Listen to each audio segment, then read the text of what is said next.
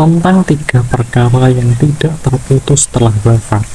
Dari Abu Hurairah radhiyallahu anhu, ia berkata bahwa Rasulullah Shallallahu Alaihi Wasallam bersabda, jika manusia mati, maka terputuslah amalnya kecuali 3 perkara: sedekah jariah, ilmu yang diambil manfaatnya, anak solih yang selalu mendoakan orang tuanya.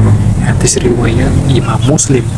Mungkin yang dimaksud dalam hadis tentang 3 amalan yang tidak terputus pahalanya adalah sedekah jariah, seperti membangun masjid yang digunakan untuk beribadah, sehingga diharapkan ketika ada yang beribadah di situ, yang membangun dapat pahala, atau menggali sumur yang airnya bermanfaat, hingga diharapkan ketika ada yang minum dari situ atau memanfaatkan air dari situ, yang menggali dapat pahala, atau mencetak buku yang bermanfaat, serta berbagai macam wakaf yang dimanfaatkan dalam ibadah dan lain sebagainya. Lalu ilmu yang bermanfaat seperti ilmu syar'i, ilmu agama yang ia ajarkan pada orang lain dan mereka terus amalkan.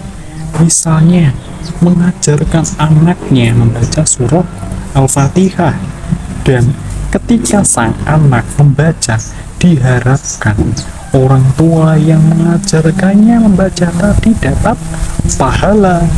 Lalu mengajarkan seseorang untuk sholat, dan ketika orang yang diajarkan tersebut sholat, diharapkan yang mengajarkan dapat pahala.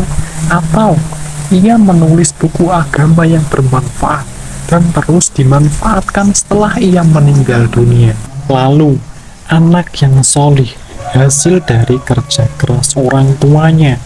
Oleh karena itu, Islam sangat mendorong seseorang untuk memperhatikan pendidikan anak-anak mereka dalam hal agama, sehingga nantinya ketika anak tersebut tumbuh menjadi anak yang solih, lalu anak tersebut bisa saja menjadi sebab orang tuanya masih mendapatkan pahala meskipun orang tuanya sudah meninggal dunia.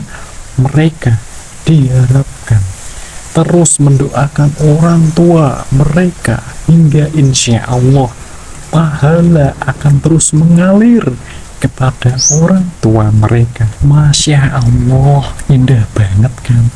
Coba kamu ajarin temenmu yang belum bisa sholat caranya sholat atau baca Al-Quran.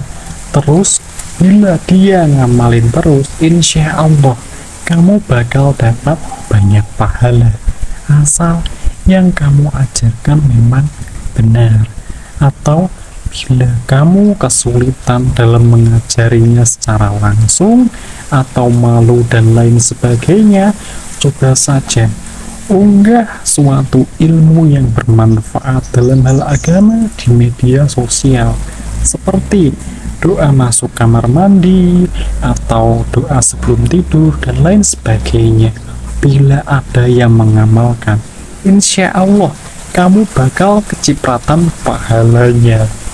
Semoga Allah istiqomahkan kita dalam ketaatan padanya, hingga akhirnya setelah istiqomah dalam ketaatan tersebut, Allah satukan kita di surga. Amin. Wallahu a'lam.